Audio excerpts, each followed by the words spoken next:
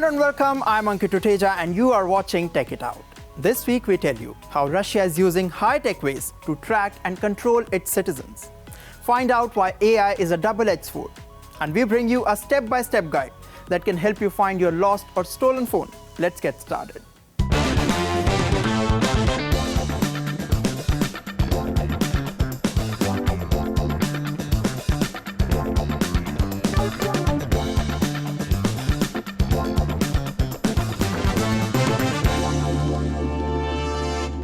Many countries now spy on their own citizens. So many times we have told you about mass surveillance in China. Today we will explain how Russia tracks people, how it monitors social media accounts and uses internet regulations for censorship, and most importantly, how Moscow uses surveillance cameras to curb dissent. Here is more.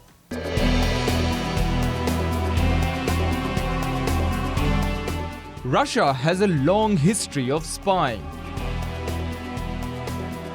And now, for many Russians, it has become increasingly hard to evade the scrutiny of authorities.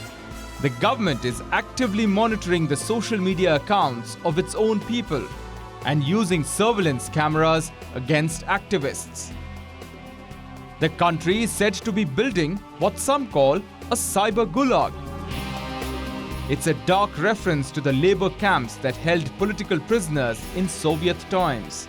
According to Sarkis Darbinyan, who is the head of legal practice at the Russian internet freedom group Roskomsvoboda, the Kremlin has indeed become the beneficiary of digitalization.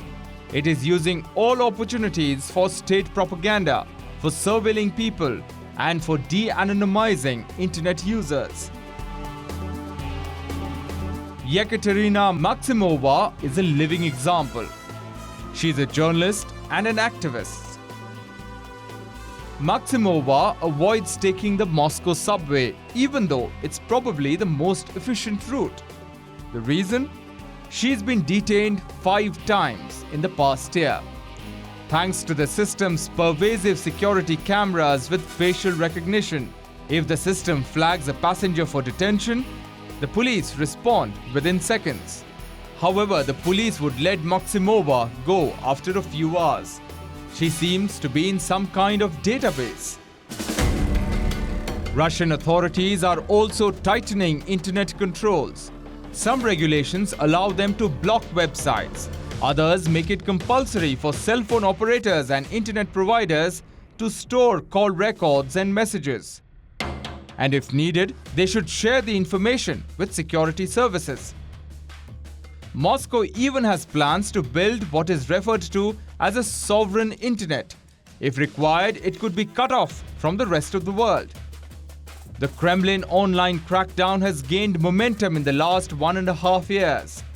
According to Net Freedoms, a prominent internet rights group, more than 610,000 web pages were blocked or removed by authorities in 2022. This is the highest annual total in 15 years.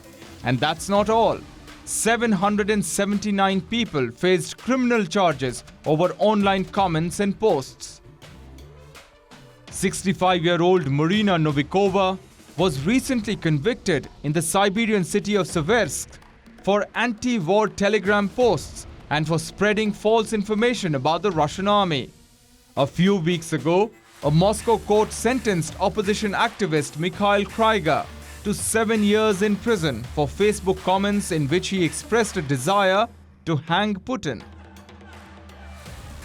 Ever since Russia invaded Ukraine in February 2022, online censorship and prosecutions for social media posts and comments have increased dramatically.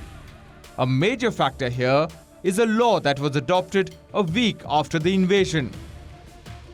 It effectively criminalizes anti-war sentiment and outlaws spreading false information and discrediting the army. Experts fear that online censorship is about to expand drastically via artificial intelligence systems. In February, the government's media regulator announced the launch of Oculus, an AI system that looks for banned content in online photos and videos. It can analyze more than 200,000 images a day, while humans can analyze about 200 a day. There are concerns that authorities could also be working on a system of bots that collect information from social media pages, messenger apps, and closed online communities. That's not all. Moscow is also using a system of street cameras enabled by facial recognition technology. There are about 250,000 surveillance cameras in Moscow enabled by the software at entrances to residential buildings, in public transportation, and on the streets. The same cameras have also played an important role in the arrests of hundreds of protesters in Russia. Basically, facial recognition is helping the police identify and sweep up the Kremlin's opponents. According to data from OBD Info, a human rights group that monitors repression in Russia, at least 141 people were detained preventively via facial recognition in 2022. Rights advocates say that under President Vladimir Putin, Russia has harnessed digital technology to track, censor, and control the population. Russia's efforts often draw comparisons with China. Why do we say that? In China, authorities use digital surveillance on a vast scale. Chinese cities are blanketed by millions of cameras that recognize faces, body shapes, and even how people walk to identify them. People are routinely tracked either by cameras or via their cell phones, email, and social media accounts to stifle any dissent.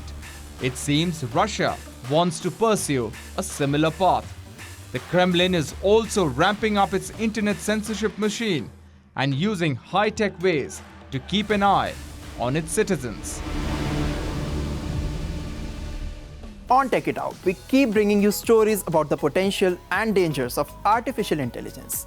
While AI can be helpful in many ways, it can also be used to fool people and carry out scams. Our next story gets you more details. Artificial intelligence has taken the world by storm. It can do a lot of things. The AI-powered chatbots can write essays, decode complex topics, compute taxes, compose songs, and master creative processes. They can even perform tasks commonly associated with human cognitive functions. Basically, the potential of AI is limitless. Now, artificial intelligence is the key to an interesting breakthrough. It's allowing a paralyzed man to walk again. His name is Gert-Jan Oskam. Now the question is, how is AI making this possible?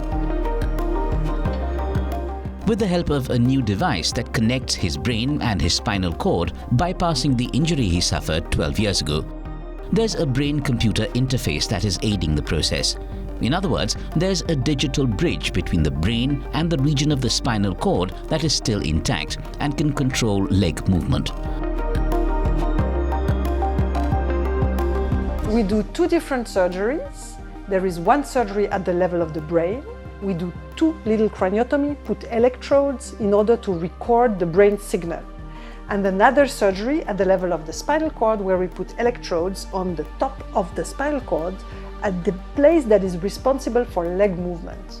So between these two, there is communication, an electrical communication, a digital bridge that is then reactivated the legs. When Oskam thinks about walking, electrodes on his brain relay the message to electrodes on his spinal cord and stimulate the spine. This signal is wirelessly transmitted and decoded by a computer that Oskam wears in a backpack. Rapidly, Gert-Jan could have a volitional control over the movement of his paralyzed muscles to perform movement. But of course, it took a lot of training to regain, full weight bearing standing, walking for extensive duration. And what we observed along the duration of this training is a digital repair of the spinal cord. Not only he could leverage this digital bridge in order to control his paralyzed muscle, but also show a recovery of neurological function he had lost for many years, suggesting that this digital bridge also promotes the growth of new nerve connections.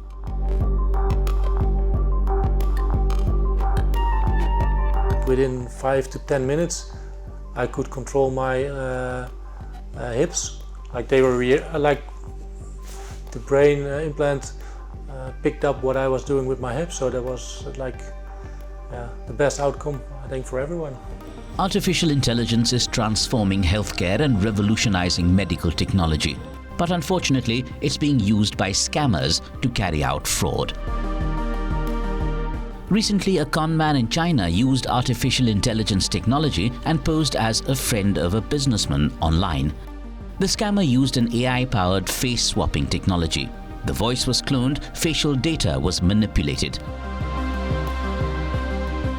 The fraudster successfully impersonated the victim's close friend during a video call and persuaded the victim to transfer money worth thousands of dollars.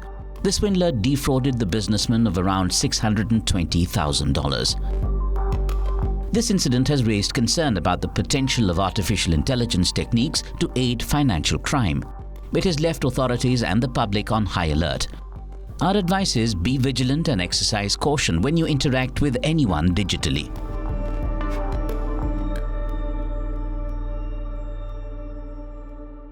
Moving on, our next story is about a new service that can make your life easier if you ever happen to misplace or lose your phone. Launched by the Indian government, this new security platform aims to empower mobile subscribers. Here is more. We can't afford to lose our phone. The thought of losing the phone is quite dreadful. What's more concerning, if a stolen or a lost phone lands in wrong hands. After all, the phone could be misused. But there is now a new solution for people in India if they ever happen to find themselves in such a situation. India's Department of Telecommunications has launched an online platform called Sanchar Sathi. It can help people track and block lost mobile phones. Here's a step-by-step guide. Before you go to the online platform to block your lost phone, have a copy of the police complaint handy, as it would be required during the process.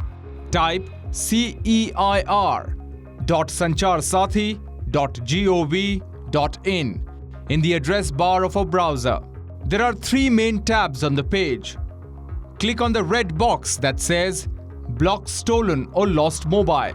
You are asked to enter certain details related to the device that you have lost, such as mobile number, IMEI number, model number, and other important information. Note that an IMEI number is a unique number for every phone. If you don't have the phone's IMEI number, this system can fetch it for you. It is capable of identifying the IMEI number through your phone number. Also, while filling the form, you are required to upload the purchase invoice for the phone as well as a copy of the police complaint. Fill in the details, accept the declaration, and click on Submit.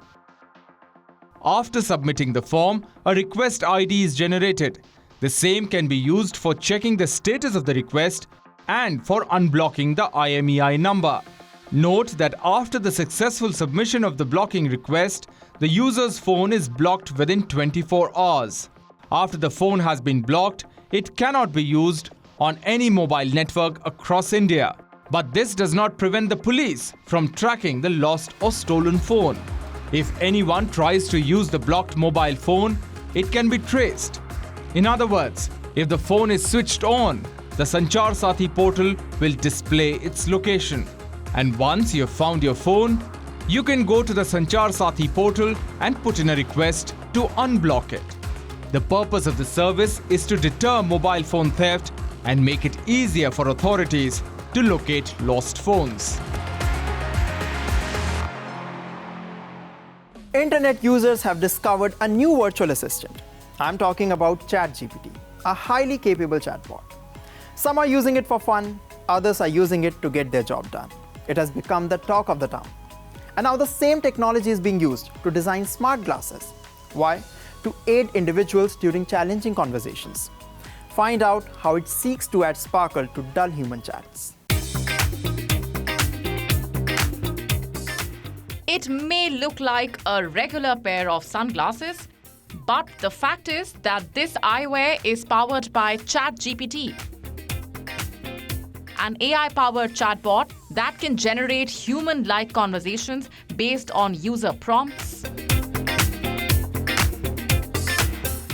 Designed by 22-year-old Brian Chiang, the software that powers it is called RizGPT. RizGPT basically uses AI to provide you charisma on demand.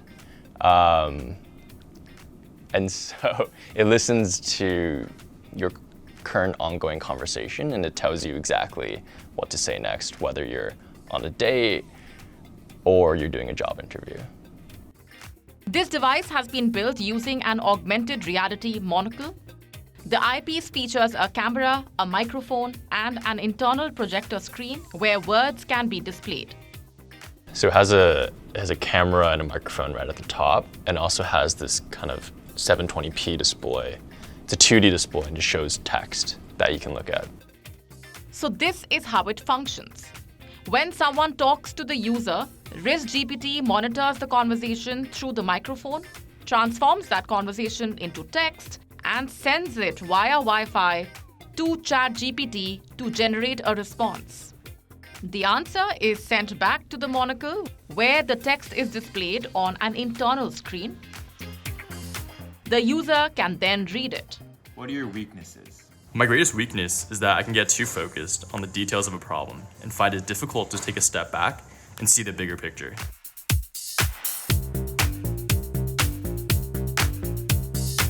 Oh, hey, Brian, what's up? Hey Bridget, how's your trip to Argentina? I'd love to hear about it.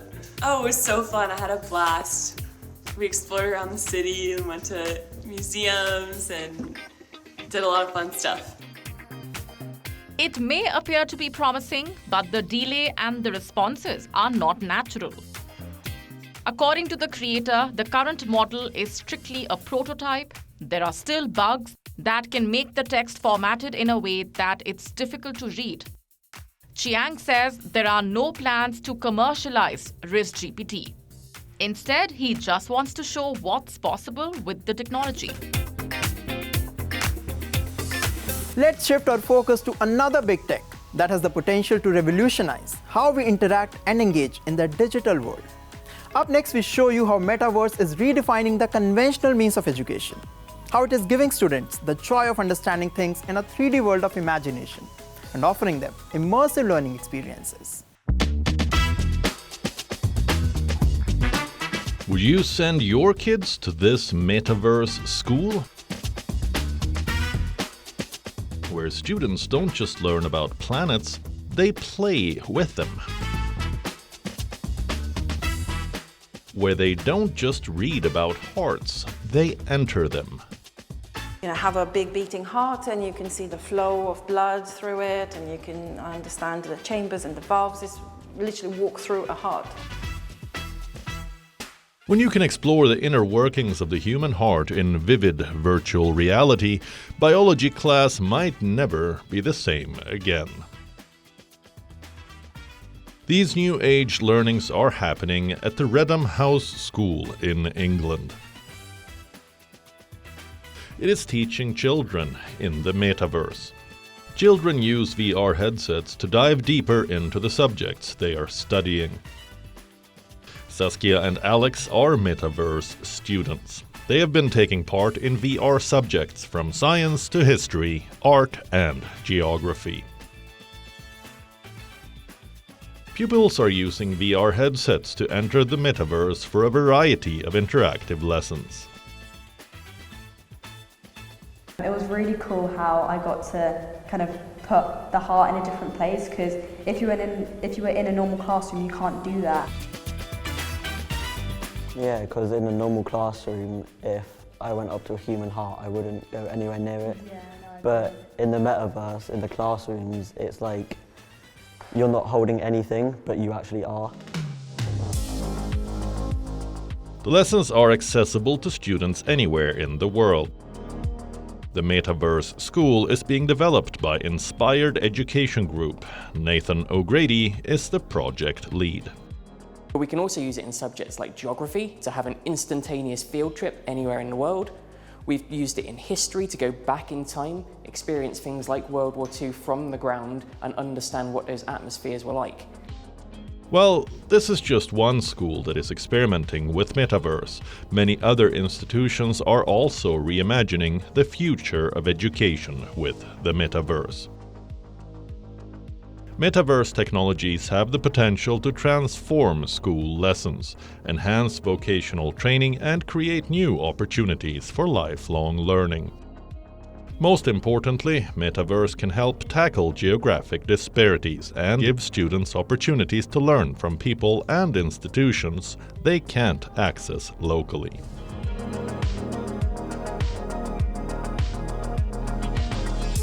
Well, that's all we have for you in this episode of Tech It Out. We will continue to bring you exciting inventions and updates on the latest gadgets. I will be back soon. Until then, keep watching WION World is One. And yes, don't forget to follow us on social media. For now, it's me, Ankit Oteja, signing off.